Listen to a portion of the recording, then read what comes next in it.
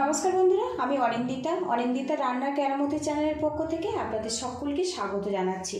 আজকের বেগুন দিয়ে খুব ঝটপট একটা দুর্দান্ত সাথে রেসিপি আপনাদের সাথে শেয়ার করব। পুরো ভিডিওটি দেখার অনুরোধ রইল। আজকের রেসিপির জন্য এখানে দেখুন 3টে মিডিয়াম সাইজের কালো বেগুন নিয়েছি। এগুলো আপনারা কম বেশি করে নিতে পারেন।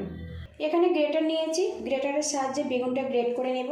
আর আগে থেকে বেগুনটা আমি ভালো করে ধুয়ে পরিষ্কার করে মুছে নিয়েছি।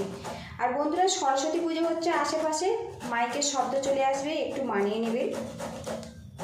এইভাবে গ্রেট করে নেব। এদিকে দেখুন বন্ধুরা, 3টে বেগুন আমি গ্রেট করে নিয়েছি। এখন কিন্তু বেগুনটা দেখুন কালো ভাব আছে, রান্নার পরে কিন্তু আর কোনো রকম কালো হবে না। এদিকে প্যানটা গরম করে নিয়েছি, এর মধ্যে দিয়ে দেব 2 টেবিল স্পুন সরিষার তেল। আর এই রেসিপিটা সরিষার তেল দিয়ে বানালে কিন্তু অনেক বেশি টেস্টি হয়। এবার এই তেলের মধ্যে হাফ চামচ কালো জিরে দিয়ে দেব। দিয়ে দেবো একটা বড় সাইজের পেঁয়াজ পাতলা করে কেটে নিয়েছি। দিয়ে দেবো ঝালের জন্য কাঁচা লঙ্কা কুচি। এগুলো আমি হালকা করে ফ্রাই করে নেব। আর বন্ধুরা, প্রতিদিনের মতো আপনাদের কাছে একটা রিকোয়েস্ট করছি, ভিডিও শুরুতে একটা লাইক দিয়ে ভিডিওটি কন্টিনিউ করবেন।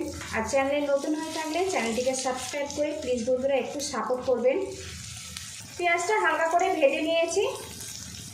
এবারে এর মধ্যে দিয়ে দেবো গ্রেট করা বেগুন।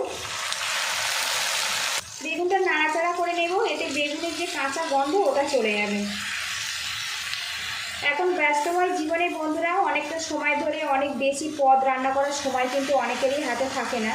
খুব ঝটপট কিন্তু বেগুনের এই রেসিপিটা আপনারা বানিয়ে নিতে পারেন। এটা ভাতের সাথেও ভালো লাগে, আবার রুটি পরোটা দিয়েও কিন্তু খেতে খুবই ভালো লাগে। গ্যাসের হিটটা এই সময় হাইতে রাখবো, রেখে একটু নাড়াচাড়া করে নেব। বেশ কিছুক্ষণ নাড়াচাড়া করে নিয়েছি। এবারে এর মধ্যে দিয়ে দেবো 1 চামচ পরিমাণে রসুন থেঁতো। রসুনটা দিয়েছি, একটু নাড়াচাড়া করে নেব, এতে রসুনের কাঁচা গন্ধটা চলে যাবে। এবারে এর মধ্যে দিয়ে দেবো টমেটো কুচি, দিয়ে দেবো 2 মুঠো পরিমাণে কড়াইশুঁটি। আরও কিছুক্ষণ নাড়াচাড়া করে নেব। বেশ কিছুক্ষণ নাড়াচাড়া করে নিয়েছি, টমেটোর কাঁচা গন্ধটা কিন্তু চলে গেছে আর রসটা কিন্তু বেশ শুকিয়ে গেছে। এবারে বেগুনের মধ্যে কিছু গুঁড়ো মশলা অ্যাড করে দেব। এর মধ্যে দিয়ে দেবো হাফ চামচ পরিমাণে ধনে গুঁড়ো, দিয়ে দেবো হাফ চামচ পরিমাণে জিরের গুঁড়ো, দিয়ে দেবো হাফ চামচ পরিমাণে হলুদের গুঁড়ো। এবার দিয়ে দেবো ঝাল লঙ্কার গুঁড়ো, ঝালটা আপনারা স্বাদ মতো দেবেন।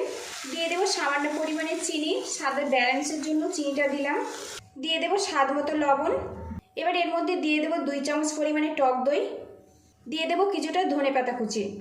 এখানে আমি 2টো স্টেপে ধনেপাতা ব্যবহার করব। প্রথমে আমি ডাঁটাগুলো ব্যবহার করলাম। ভালো করে মিক্স করে নেব। আপনারা চাইলে কিন্তু এখানে রেড চিলি পাউডার ব্যবহার করতে পারেন, আমি এখানে রেড চিলি পাউডার ব্যবহার করব না।